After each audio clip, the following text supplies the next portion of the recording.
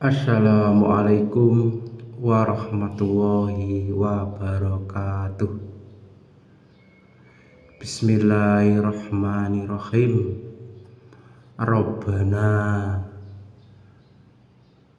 mautika antal alimul hakim. Amma ba'du. Saudaraku, kami akan melanjutkan perihal kehidupan setelah kematian. Kehidupan setelah kematian itu benar-benar ada, benar-benar nyata bagi orang yang berilmu. Ini khusus untuk orang yang berilmu. Akan tetapi bagi orang yang berpengetahuan, hanya menggunakan pikiran otaknya, tidak akan tahu dan tidak akan percaya kecuali tidak beriman. Jika beriman kepada Tuhan, dia akan percaya karena ada iman, percaya akan kebesarannya Tuhan. Orang-orang mengira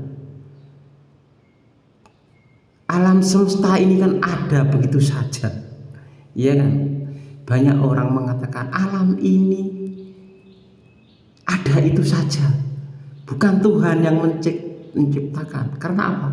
Karena dia menggunakan pikirannya, otaknya sendiri, pengetahuan otaknya sendiri, maka dia tidak percaya. Karena apa? Tidak tahu ilmunya, tidak berilmu. Dia mengingkari yang jiwanya itu ciptaannya Tuhan. Jiwa yang ada dalam badan kita ini dikira pikiran itu ada begitu saja. Dikira bapak ibu kita berkumpul menghasilkan kita. Tidak ada ikut campur Tuhan yang Maha Kuasa. Dikira begitu. Makanya agama itu juga penting. Itu nyata. Para nabi dulu itu benar-benar menyampaikan suatu pengetahuan yang dia tahu. Dan seperti sekarang ini, saya menyampaikan pengetahuan dengan ilmu yang saya sudah tahu bagaimana berhubungan nyata dengan orang-orang yang ada dalam kehidupan di alam setelah kematian. Dunia ini satu saja, dikira ini saja. Tidak, dunia itu banyak, ada bermacam-macam. Karena orang berpengetahuan menggunakan pikir tidak akan percaya, jadi tidak perlu diuraikan secara terlalu banyak. Kita akan menyampaikan yang kadang-kadang itu bisa dicerna oleh pikiran kita. Karena apa? Dahulu nabi-nabi menyampaikan risalah atau wahyu yang diterima itu benar-benar ada. Beliau mungkin bisa masuk ke alam itu. Seperti ada cerita-cerita nabi, contoh Isra Mi'raj. Nah, itu. Dia masuk ke alam sana. Masuk ke alam sana itu menggunakan apa? Menggunakan ilmu, bukan pengetahuan, pikiran, bukan. Ilmu dirinya, diri pribadinya. Kamu tahukah apa itu diri pribadi? Tidak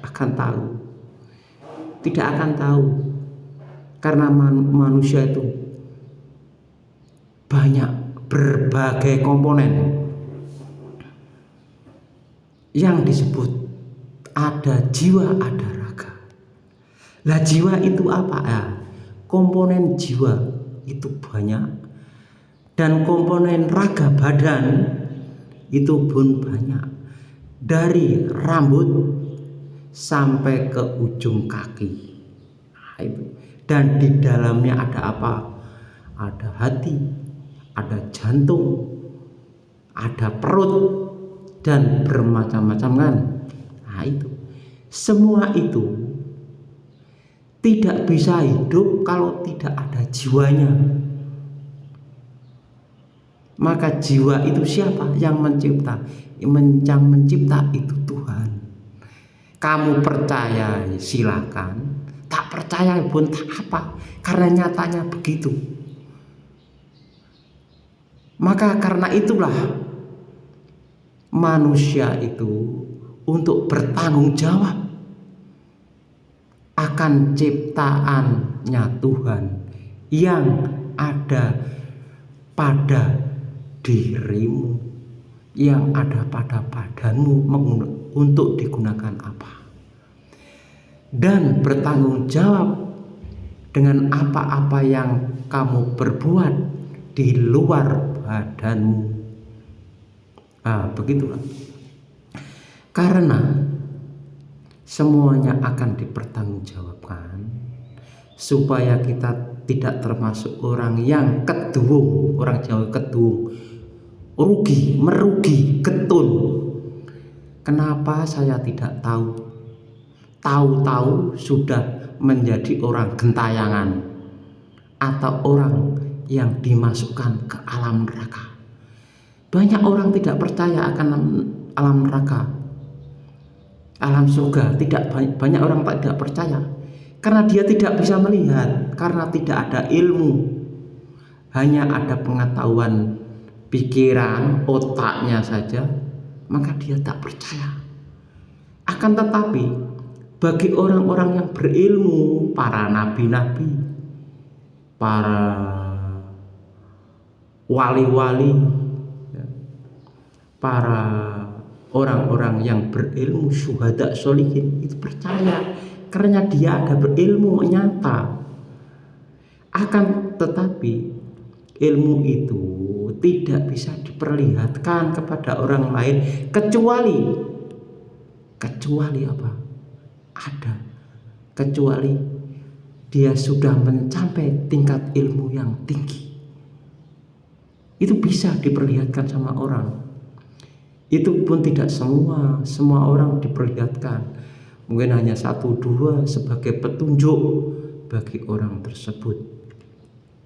Maka dari itu, berhati-hatilah kita sebagai manusia, karena sekarang ini zaman Dajjal. Iyakah sekarang ini zaman Dajjal? Benar, sekarang ini zamannya Dajjal. Karena apa? Kok tidak saya lihat? Nah, karena apa? Karena kamu melihat pun tidak tahu kalau itu Dajjal. Karena apa? Karena kalian tidak tahu bahasa apa itu Dajjal sebenarnya. Dalam bahasamu, dari zaman dahulu kala, Dajjal itu sudah ada, tapi masih tersembunyi. Sekarang ini Dajjal sudah terang-terangan, dan orang-orang yang bersekutu dengan Dajjal akan bangga. Dirinya akan bangga. Tidak ada yang berani dengan saya serupa itu, karena dia sudah bersekutu dengan Dajjal. Akan tetapi perkataan saya ini tidak akan ada orang tahu kenyataannya, karena kalian tidak tahu dalam bahasamu apa itu Dajjal. Maka dari itu, berhati-hatilah dalam kehidupan ini, karena sewaktu-waktu Dajjal akan merenggut nyawa kita. Saya pun berhati-hati juga dengan Dajjal, karena di mana-mana ada Dajjal. Saya sudah tahu Dajjal. Akan tetapi kita sebagai umat manusia perlu mengikut aturannya Tuhan. Kehidupan ini perlu mengikut aturannya Tuhan. Supaya apa? Supaya selamat, bahagia, selamat selama-lamanya hidup sekarang ini, sampai hidup kehidupan setelah kematian. Kita akan selamat, bahagia karena mengikut aturannya Tuhan. Karena tidak ada yang kuasa dalam hidup kehidupan ini kecuali Tuhan. Walaupun seorang raja pun dia seakan berkuasa kepada rakyatnya, sehingga ada yang seenak jidatnya, akan tetapi ada yang kuasa lagi, yaitu Tuhan. Sewaktu-waktu akan merenggut nyawanya untuk diadili di hadapannya. Orang yang baik akan mendapatkan kebaikan. Ini kebaikan mengikut Tuhan, bukan kebaikan mengikut selera sendiri, mengikut selera pemikiran sendiri. Walaupun kenyataannya baik, kalau mengikut pemikiran aturan hawa nafsunya, itu tidak baik di hadapan Tuhan. Kebaikan itu perlu mengikut aturannya Tuhan, karena Tuhanlah yang berkuasa akan kehidupan ini. Mudah-mudahan kita menjalani kehidupan ini berhati-hati. Kami sarankan untuk mengikuti aturannya Tuhan. Walaupun Anda tidak tahu kan aturannya Tuhan itu apa, ya kan? Tidak tahu. Kebanyakan sekarang ini orang itu mengikuti aturan pemikirannya sendiri-sendiri. Maka akan sengsaralah bagi orang-orang yang tidak mengikuti aturannya Tuhan. Sekian. Wassalamualaikum warahmatullahi wabarakatuh.